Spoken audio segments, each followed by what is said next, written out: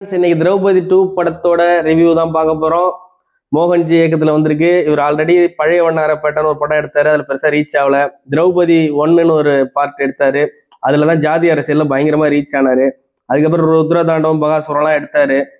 இப்ப திரும்பவும் திரௌபதி 2னதும் இது பயங்கர ஒரு மாதிரி எதிர்பார்ப்பா அவர் மேல உண்டாக்குச்சு. இவர் எப்படி கான்ட்ரவர்சியா எடுக்கிறவராச்சு, அதுவும் ஹிஸ்டாரிக்கல் எடுக்கிறாரு, நான் மேக்கிங்லாம் வந்து இப்போ கொஞ்சம் ட்ரைன் ஆகி எடுக்கிறேன்னுலாம் சொல்லியிருந்தாரு.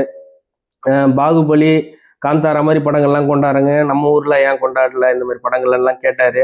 சரி இதுல எப்படி இருக்கும்னு பார்க்கலான்னு போனா, 14ஆம் நூற்றாண்டை சேர்ந்த திருவண்ணாமலை சுற்றி ஆட்சி செய்த வீர வல்லாளர் ராஜாவோட, நம்ம இந்து ராஜாவோட ஒரு இது வந்து சுல்தான்கள் டெல்லியில இருந்து முஸ்லிம்கள் படையெடுத்து தமிழ்நாட்டுல வந்து நம்மளோட கலாச்சாரத்தை நம்மளை மதம் மாற சொல்லி, முஸ்லீமா நம்மளோட கோயில் சிலைகளை உடைச்சி அவங்க எந்த மாதிரி ஆக்கிரமிப்பு பண்ணாங்க அப்படின்னு இது ஒரு மத அரசியல் தான் இந்த கதை.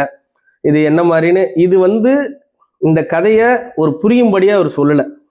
எப்படி இருந்தாலும் அது சுத்தி சுத்தி இந்த ஒரு மேக்கிங்காவே ஃபர்ஸ்ட் புவர். இந்த டிவியில நம்ம பழைய சின்ன வயசுல ராமாயணம் மகாபாரதம் பார்த்துருப்போம், அது கூட நல்லா இருக்கும். சீரியலா இருந்தாலும் அது பயங்கரமா மேக்கிங் இருக்கும். ஓகே புரியுது, இது பட்ஜெட் இவருக்கு ஒரு 10 கோடியிலே என்னமோதான் எடுத்தேன்னு சொன்னாரு. அந்த 10 கோடியில கூட அந்த கதையில ஒரு சுவாரஸ்யம், ஒரு மேக்கிங் வந்து இந்த ஷார்ட் பிலிம் டைப்ல தான் இருக்கு. 10 கோடி ரூபாயில ஒரு பெரிய ஷார்ட் பிலிம் எடுத்த மாதிரி தான் இருக்கு.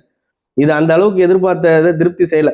அதுல திரௌபதியா வராங்க ஹீரோயின், அந்த அனுஷ்கா மாதிரி ஹைட் வெயிட்டா ஒரு ஆளை போட்டுருக்காங்க தெரியல. அவங்களுக்கு ஏத்த அந்த ஒரு ஆளுமையான ஒரு வசனங்களோ கதை சுவாரஸ்யங்களோ இல்லை. இந்த ரிச்சர்ட் ரிஷியோட ஆக்டிங்கும் பெருசா எடுபடல. ஜிப்ரான் மியூசிக்லாம் கொஞ்சம் கொஞ்சம் ஓகே, அங்கங்க போட்டு இது பண்ணியிருக்காரு.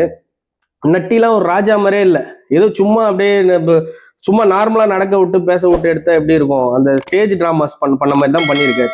ஒன்று ஜாதி அரசியல், இதை இல்லை மத அரசியல், ஏதோ ஒரு கான்ட்ரவர்சி எடுக்கிறாரு. அட்லீஸ்ட் அதை கொஞ்சம் ஒரு சுவாரஸ்யமா ஒரு ஃபிலிம் லுக்ல எடுக்கணும். அது மிஸ் பண்ணிட்டாருன்னு தான் நினைக்கிறேன்.